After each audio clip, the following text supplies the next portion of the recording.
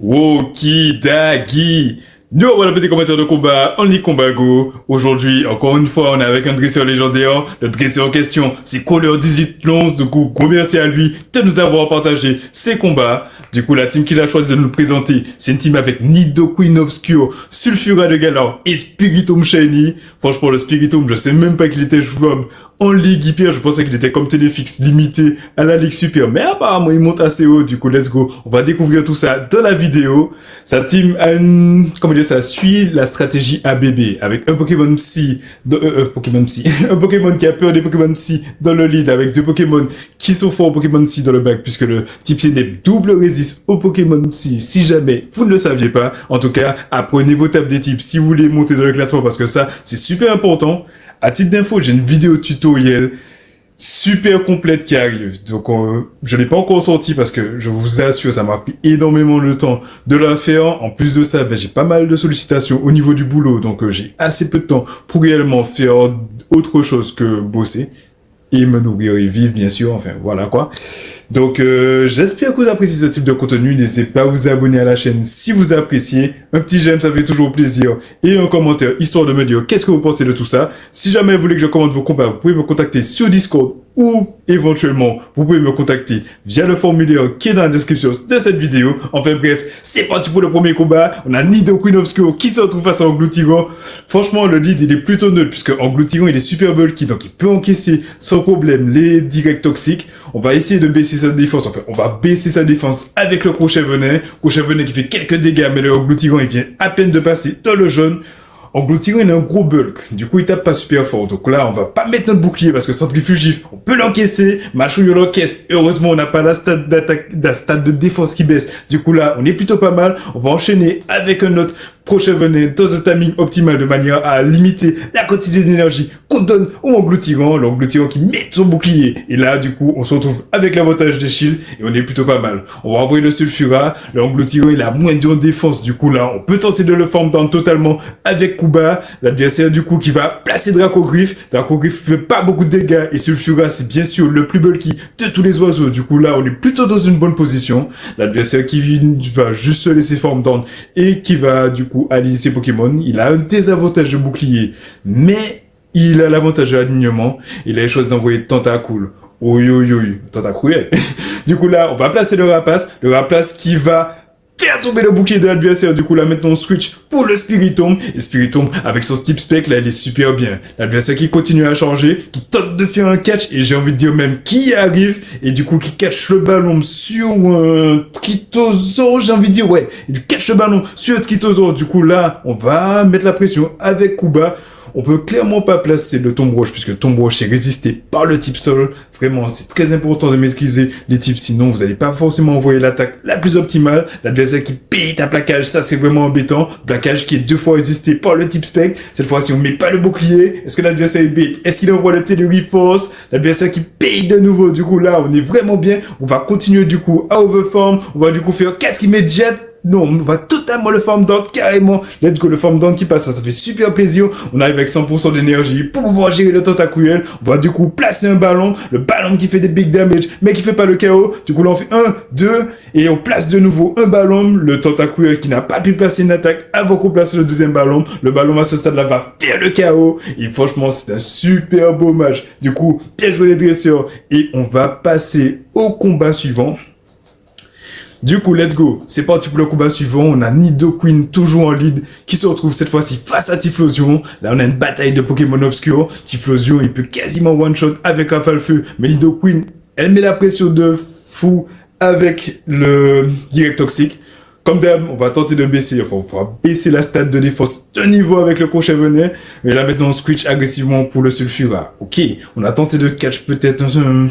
Non, je pense que là, le plan, c'est peut-être de mettre le shield et de farm down. Non, il met pas le bouclier. L'adversaire qui place Rafale Feu qui fait plus de dégâts que Point Éclair. Même si Point Éclair, c'est super efficace parce que Rafale Feu, croyez-moi, c'est une attaque qui est vraiment cheatée. L'adversaire qui répond avec Maconior. On a le Rapace de charge et du coup, on ne bait pas. Et on fait tomber le dernier bouclier de l'adversaire. Oui, ça c'est chaud. L'adversaire qui a 2 glaces canons, on a vu le Typhlosion. Là maintenant il a le Maconior, sauf qu'on peut gérer le Maconior avec le Nidoqueen. Nidoqueen c'est un Pokémon sol, du coup il résiste à l'attaque roche et c'est un Pokémon poison. Du coup, On se fait totalement nuke par le représailles. Je pensais que ça aurait été un coup quoi, ou un lame de rock, mais non, cet adversaire, il joue Spicy, puisqu'il joue représailles. En vrai, je pense que dans cette méta en Ligue hyper, le représailles est beaucoup plus intéressant. Parce que souvent, par exemple, face à Cour Singe notamment, Cour Singe résiste aussi bien aux attaques combat qu'aux attaques roches. Donc, placer un bon représailles, l'adversaire met pas son bouclier. Là, on a eu la preuve avec le Nidoqueen. Enfin, bref, là, le Macognon qui a fait tomber un bouclier en retour. C'est l'adversaire qui joue un représailles et close combat, super Spicy. De la part de l'adversaire, on va placer le ballon, l'adversaire qui catch le ballon sur un gala, mais du coup, qui se fait one shot. Là, le petit Plosio, il va revenir, mais il est too little, too late, à mon avis, à ce stade-là. On va du coup mettre le bouclier sur le point éclair du coup, qui ne fait pas de dégâts. L'adversaire qui revient avec le Macognon, on a de nouveau un ballon de chargé, du coup, on va le placer, le ballon qui fait le chaos sur le Macognon, qui était quasiment 5 HP, et c'est JJ. Du coup, let's go, très bien joué les dresseurs, on va passer au combat suivant. Cette fois-ci, on a Nidoqueen Obscure qui se retrouve face à Moufleur Obscure. Let's go, bataille de Pokémon poison, sauf que, à mon avis, l'avantage, c'est pour le Nidoqueen. Pourquoi? Parce que le Nidoqueen est poison sol, donc double résistance poison, donc le direct toxique du Moufleur est vraiment résisté. On va pas mettre le bouclier, l'adversaire qui va placer, on met le bouclier, l'adversaire qui place ma chouille. Je pense que là, l'objectif c'est de gagner l'alignement, on n'a pas de défense qui baisse, du coup ça fait super plaisir. On a le back-to-back pour, on a le back-to-back Courchevenet. Du coup là, on va bait l'adversaire qui a couille cette tête de reforce et qui baisse son shield. Du coup là, potentiellement, on peut outpace l'adversaire du coup qui va placer de nouveau un Machouille qui fait pas mal de dégâts, mais le Queen Nido peut encaisser sans problème. On va bait une nouvelle fois. Si l'adversaire colle le bait, ça peut être embêtant. L'adversaire qui met son bouclier, ça fait super plaisir. Du coup là, on est dans une très très bonne position puisqu'on peut placer de nouveau un Courchevenet. Et même si Courchevenet s'est résisté, le Moufleur, il est à moins de défense. Le Courchevenet qui ne fait pas le chaos, mais on peut snipe avec le Sulfura. Et là, en vrai, on est plutôt pas mal. L'adversaire qui choisit carrément d'abandonner. Je sais pas du tout quel backline il avait, mais en tout cas, il n'avait pas de solution à Sulfura. Et c'est JJ. Du coup, let's go. C'est parti pour le combat suivant, où cette fois-ci, on a un coup de langue en lead. Coup de langue, ça peut être embêtant, parce que coup de langue, il a accès à séisme, et séisme, croyez-moi, c'est super efficace sur le Nidoqueen. Le Nidoqueen n'a clairement pas envie de le bouffer. Du coup, là, on va placer un Courchevenet. Ce qui est cool, c'est que Nidoqueen, avec son type sol, résiste à roulade, qui est une attaque roche. Du coup, là, on va peut-être mettre le shield sur un potentiel séisme. Non, finalement, il met pas le shield. L'adversaire qui paye ta plaquage. Donc, c'est-à-dire que clairement, il a pas séisme. Si, à mon avis, l'adversaire doit avoir un truc du genre plaquage ballon. Donc là, on est plutôt safe. On met le bouclier, quand même. Cette fois-ci, l'adversaire placé, du coup. Oui, très belle lecture du jeu de la part de Crawler. Ça aurait été moi. Là, j'aurais pas mis mon bouclier et je me serais fait one shot. Du coup, là, on a le back-to-back Courchevenet. On va placer le Courchevenet qui fait le chaos sur le coup de langue, même s'il est super bulky. Et là, l'adversaire choisit d'envoyer Giratina. On va essayer switch pour Sulfura. Sulfura, franchement, pour mettre la pression avec le coup bas. Et puis, a priori, comme je disais, c'est le plus bulky des oiseaux de Galar. Du coup, là, on est plutôt pas mal. L'adversaire qui répond maintenant avec un Pokémon qui a chambre. Et ça, c'est embêtant. Heureusement, on a gardé un peu de vie sur le Nidoqueen. Du coup, là, potentiellement, le Nidoqueen pourra totalement détruire le Nefali qui n'a pas mis son bouclier sur le rapace et qui a pris des big damage. On peut placer le pouvoir antique avant que l'adversaire ne puisse totalement form down. Ça fait super plaisir. À mon avis, l'adversaire, il va peut-être claquer un bouclier sur cette action. Non, il a quand même... Ouais, je pense que là, il a éteint l'application. Il a fermé l'application, il a arrêté de jouer. Du coup, ouais, il a essayé de bouclier. Ah non, ok, non, je sais pas. Je sais pas qu'est-ce qui s'est passé. En tout cas, l'adversaire, pendant un instant, ne faisait plus rien. Du coup, là, le Giratina a pu form down, le Nidoqueen qui revient, peut-être qu'il voulait un peu plus de forme sur le Giratina pour pouvoir avoir plein d'énergie pour la suite. Sauf que là, il pourra pas shielder quick move. Même s'il a ses deux boucliers, coup bas, c'est beaucoup trop oppressant. On a baissé la stat de défense avec le Courchevenet. Du coup, le Spiritomb a pu totalement form down. Et let's go, c'était un super match. Du coup, sur cette série, on a eu un petit 4-1. 4-1, j'ai envie de dire, puisque... pas vu si le Serge Kenko a été une victoire. 4-1, du coup, une belle montée dans le classement. On était à 20, on passe à 66, du coup, plus 46 points pour ce 4-1. Du coup, ça fait super plaisir. Et let's go, on va passer au combat suivant, où là, on a vraiment le Dream League. Nidoqueen qui se retrouve face à Smogogo, l'adversaire qui répond avec ses Piatros. Est-ce qu'on envoie direct le Sulfura? Apparemment non, on va placer d'abord un crochet venin, le Vague Psy qui est super efficace et qui met une pression de fou sur le Nidoqueen, le crochet venin qui baisse sa défense et du coup là, on envoie maintenant le Sulfura à ce stade-là, à mon avis, il peut totalement farm down, l'adversaire qui ne pourra jamais faire le KO, même avec 3 surpuissance, du coup là, on met pas notre bouclier, l'adversaire qui choisit de placer le premier surpuissance, qui fait quelques dégâts, mais clairement pas assez, du coup là, on va tenter de totalement farm down avant les 3 surpuissances, puisque encaisser 2, c'est bien, encaisser 3, ça peut être chiant, l'adversaire du coup qui place de nouveau un surpuissance. Est-ce qu'on peut totalement farm down? Oui, ça fait super plaisir. On est dans le genre, on a plein d'énergie. Le Nidoqueen a de l'énergie et on sait que Nidoqueen détruit le Smogogo. Du coup là, on va faire un petit bait à pouvoir antique. Comme ça va empêcher l'adversaire d'overfarm. Le pouvoir antique qui fait tomber le bouclier parce que l'adversaire a pensé que c'était rapace. Et là maintenant, on peut placer le rapace. L'adversaire qui envoie son attaque juste avant qu'on place le rapace. On choisit de mettre le bouclier. Let's go. C'est l'heure du Sulfura de Galar. Le Sulfura de Galar qui a perdu le CMP face à Smogogo qui a une grosse stade d'attaque. Du coup, faites gaffe quand vous jouez le CMP face à lui. Le Sulfura du coup qui fait tomber le bouclier avec le rapace. Et l'adversaire n'a plus de bouclier. On a un Pokémon poison face à un autre, sauf que le Pokémon poison en face, il est aussi fait. Du coup là, on ne va pas mettre notre bouclier. L'adversaire qui passe centrifugif, du coup, on peut l'encaisser. Le direct toxique qui met une pression, mais pas tant que ça, sur le Smogogo. À ce stade-là, je pense qu'il faut mettre le bouclier parce que le centrifugif, ça peut faire le KO. Faut juste faire gaffe à ce que l'adversaire ne catche pas le Teluiforce sur un Pokémon. L'adversaire qui a tenté le catch du Teluiforce sur le Growth Give. Et là, on répond avec Spiritomb. Let's go! Spiritomb qui est comme Téléfix, du coup, qui est neutre face aux attaques spectres et qui est super efficace grâce à son attaque ténèbres, le ballon qui fait des big damage, mais ça fait pas le KO, du coup on fait une immédiate supplémentaire et on place le Tomb Roche. Pourquoi Tomb Roche et pas ballon? Je sais pas, mais en tout cas, le Tomb Roche fait le...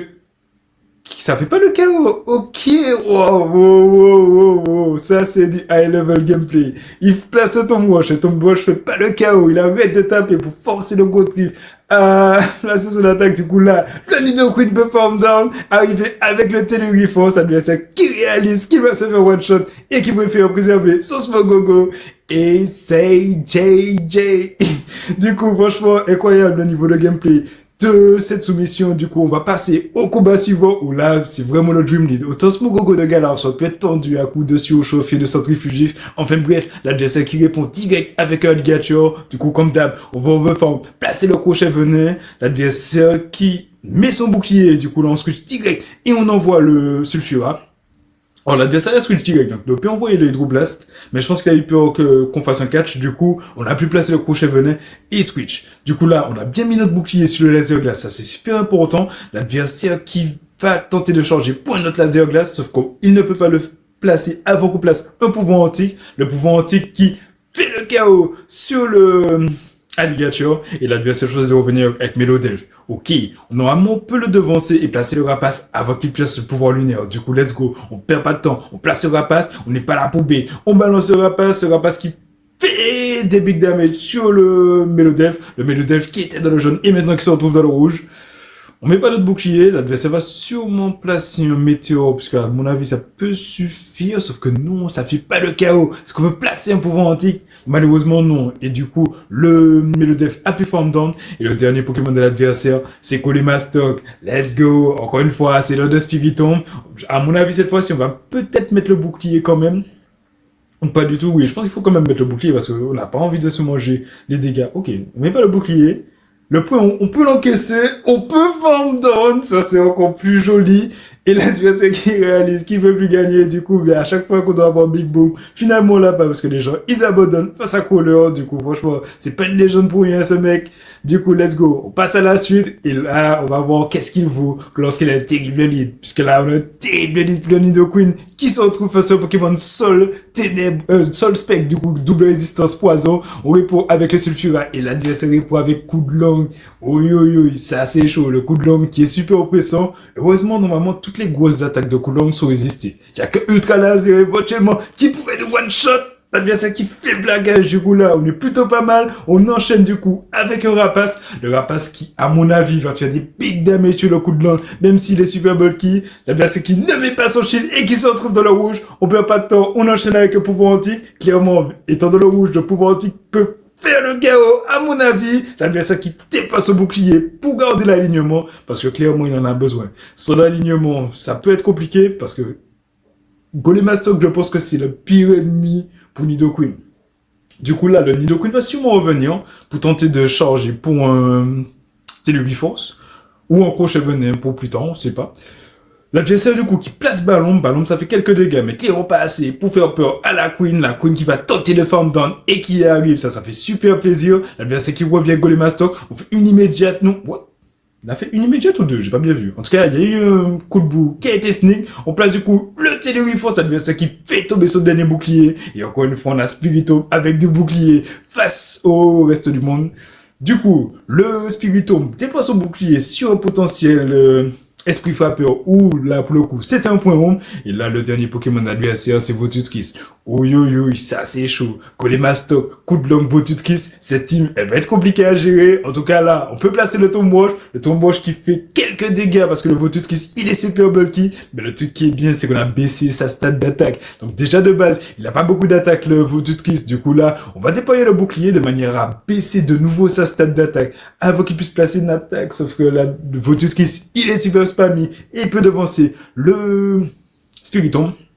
L'adversaire qui avait piqué la première fois, Aeropic, qui a placé le Vibobscure qui fait pas mal de dégâts, mais ça va, le Spiritomb étant à moitié ténèbres, il a pu l'encaisser puisque c'est neutre. Le deuxième Tombwash qui fait des peak damage et qui baisse de nouveau la stat du Nidoqueen. On switch pour la stat du Nidoqueen, la stat du Votutkis. Du coup, là maintenant on switch pour le Nidoqueen qui encaisse de justesse le Vibobscure, sauf que ça c'est embêtant parce qu'on a donné du farm au Golemastoc et là le Golemastoc qui peut placer le point home. Du coup franchement c'était une belle bagarre, mais ouais c'était assez compliqué de revenir face à cette team. La team en face elle était vraiment très solide et du coup let's go, c'est parti pour la suite. En tout cas c'était une belle bataille même si c'était une défaite, il s'est battu jusqu'au bout, ça fait plaisir. On a cette fois-ci ces Pietro Sandy, du coup là, on va switch pour le Sulfura de Galar, l'adversaire qui va sûrement placer un surpuissance et switch, la fameuse stratégie du chip and dip, chip damage, donc quelques dégâts et dip pour, vas-y on se barre, on envoie un autre Pokémon, l'adversaire qui du coup dip pour le Tentacruel, qu'est-ce qu'on fait du coup? On place un pouvoir antique, avec un peu de chance, on aura le boost, l'adversaire qui met son bouclier parce qu'il a pensé que c'était rapace, et là il peut placer l'ébullition. En vrai, il y a peut-être moyen de prendre le switch, puisque là, l'adversaire place l'ébullition, on n'a pas la stat d'attaque qui baisse, on a pas mal d'énergie, du coup là, on peut bait de nouveau. Est-ce que l'adversaire, il va mettre son bouclier, ou est-ce qu'il va se dire que c'est rapace cette fois-ci? L'adversaire qui choisit de mettre son bouclier, et on a quasiment le rapace échangé, du coup là, on fait quelques immédiates supplémentaires, à savoir 2, et on place le rapace, le rapace à ce stade-là, ça va faire le chaos sur le Tentacruel. Non, ça fait pas le chaos, le Tentacruel qui résiste avec un HP. Oui, mais bon, c'est pas grave, parce que dans tous les cas, on a l'avantage des boucliers, et avec l'avantage du bouclier, j'ai envie de dire, le Spiritomb, il est plutôt ok. Qu'est-ce qu'on choisit de faire? On envoie le Nidoqueen ou le Spiritomb? Non, let's go, on envoie le Spiritomb qui rentre sur le terrain, et qui prend l'avantage, enfin l'avance au niveau de l'énergie d'une immédiate. L'adversaire qui choisit de répondre avec Drasco. Ça, c'est chaud.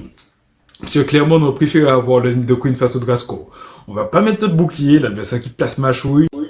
De souvenir, Machouille, ça a 50% de baisser la stat de défense, donc vaut mieux ne pas mettre le bouclier sur le premier Machouille, parce que le prochain Machouille, si la stat de défense baisse, aurait fait plus de dégâts. L'adversaire qui joue Hydro-Queue et Machouille, du coup, qui fait des dégâts super efficaces sur le Nidoqueen, qui est revenu sur le terrain après que Crawler ait bang de l'énergie sur son Spiritomb.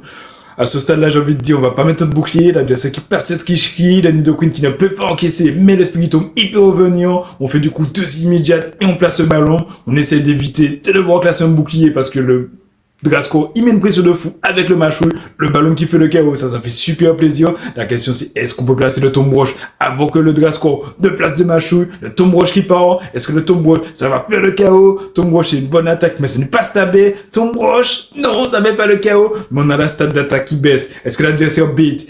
Est-ce qu'il colle le bait? En tout cas, il a pas mis de bouclier, l'adversaire qui a pété, donc ça fait super plaisir. Est-ce qu'on peut farm down? Et non, c'est l'adversaire qui nous farm down.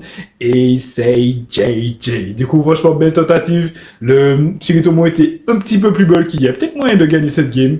En tout cas, franchement, gros merci à Couleur pour le partage de ces combats. Franchement, j'ai apprécié les commentaires. J'espère que vous aussi, vous avez apprécié la soumission d'aujourd'hui.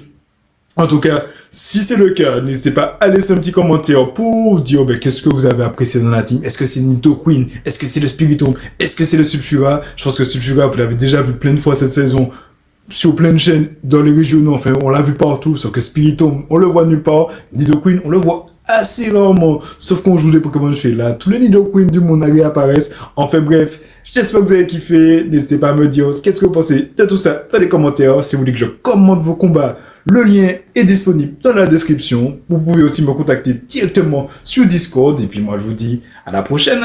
Yes, I.